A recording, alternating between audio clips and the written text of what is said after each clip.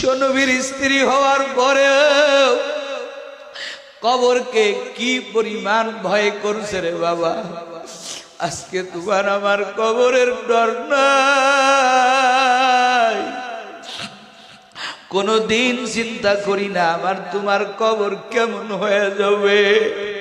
খাদিজা কয় রে নবী, আমার কবর একটু নামে আপনি একটু ঘোরাঘুরি দিবেন। আপনার গায়ের ঘাম মুবারক যদি আমার কবরে লেগে যায়, আমার বিশ্বাস ওই কবরে জাহান্নামের ফেরেশতা ঢুকবে না। নবীও কান্দে, খাদিজাও কান্দে। নবী কয় রে খাদিজা চুপ কর, তোর আবদার গুলো আমি মানবো। তুই যে আমার কত আদরের স্ত্রী, সব আবদার মনবো, আরো কত আবদার বল। এবার খাদিজা ডাক দেয়া কয় নবী, সবাই যখন আমার কবর থেকে চলিয়া যাবে মাটি দিয়া, ও নবী আমার, আপনি আমার কবরের কিনারায় দাঁড়াইয়া থাকবেন। কারণ আমি খাদিজার মনে ভয়, না জানি আমি মুনকার নকিরের সওয়ালের জবাব দিতে পারি কিনা। আপনি একটু আমার পক্ষ থেকে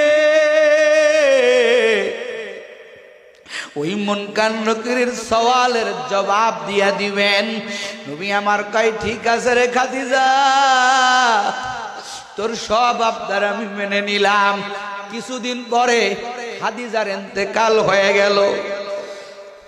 নবী আমার কান্দে আর বলে, ও সাহাবায়ে কেরাম, এই যে আমার গায়ের চাদর মুবারক নে, আমার খাদিজার আমি কথা দিয়েছি দুনিয়ার কোনো কাফর দ্বারা খাদিজার কাফন হবে না। আমার গায়ের চাদর মুবারক দিয়া আমি আমার খাদিজার কাফন বানায় দিব। সাহাবায়ে কেরাম নবীর চাদর মুবারক কাটিয়া খাদিজার গায়ের কাফন বানায় দিলেন। আল্লাহু আকবার বলেন। খাদিজার গায়ের, নবীর গায়ের কাপড়, এই কাপড় দিয়া কাফন বানাইয়া খাদিজার লাশ যখন কবরের কিনারায় নিয়ে যাওয়া হলো, আমার নবী কয়, ও সাহাবায়ে কেরাম, আমার খাদিজার আগেই কবরে নামাবি না। আমার মায়ার নবী নিজে স্বয়ং কবরে নামলেন। একটু জোরে কোন আল্লাহু আকবার। সব সাহাবীরা তাকায় দেখে ব্যাপার কি, নবী তো কোনোদিন এরকম করে না। নবী আমার কবরের ভিতরে নামলেন। আমার নবী শুধু নামলেন না, কবরের ভিতরে শুয়ে বললেন, শুয়ে গড়াগড়ি খায়। মায়ার নবীর দুই চোখ বেয়ে বেয়ে পানি ভরে। এই দৃশ্য দেখিয়া কবরের উপরে দাঁড়ানো আবু বকর কাঁদে,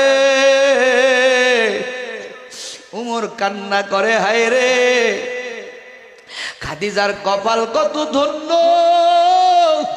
উমর ডাক দেয়া, আবু বকর ডাক দেয়া কয়, হায় রে এই কবর যদি খাদিজার না হই আমাদের হইতো, কতই না ভালো হইতো।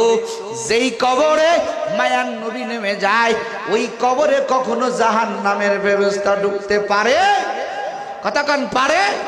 সব সাহাবায়ে কেরাম কান্না করে। নবী আমার ডাক দিয়া কয়, ও সাহাবায়ে কেরাম, দে আমার খাদিজারে আমার কোলে দে। বলেন না আল্লাহু আকবার। নবী আমার কোলে নিয়া খাদিজার লাশটা কবরে নামাইলেন। আমার মায়ার নবীর নিজের হাত দিয়া খাদিজার মাথাটা বাইতুল্লাহর দিকে ঘুরাইয়া দেয়। কিন্তু আজীব এক ঘটনা ঘটে গেল।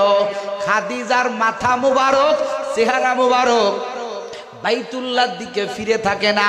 নবী যতই ঘুরাইয়া দেয় ততবার খাদিজার মাথাটা আরশে আযমের দিকে হয়ে যায়। বলেন না আল্লাহু আকবার। আমার মায়ার নবী চিন্তায় পড়ে গেলেন। মায়ার নবীর পেরেশান চেহারা মুবারকটা লাল বর্ণের হয়ে গেল রে বাবা। আমার আল্লাহ কয়, দোস্ত আমার টেনশনে পড়ে গেল। আমার আল্লাহ কয়, রে জিবরাইল দৌড়াইয়া যা, আমার দোস্তরে জানাইয়া দে খাদিজার চেহারা মণ্ডলটা চেহারাটা বাইতুল্লাহর দিকে থাকবে না। আমি আল্লাহ খাদিজার উপরে এত রাজি, খাদিজার উপরে আমি আল্লাহ এতটা খুশি, আমি আল্লাহ সবার চেহারাটা বাইতুল্লাহর দিকে থাকবে, কিন্তু আমার খাদিজা আমার এমন পাগলিনী বান্দি সবার চেহারা বাইতুল্লাহর দিকে থাকবে। আমার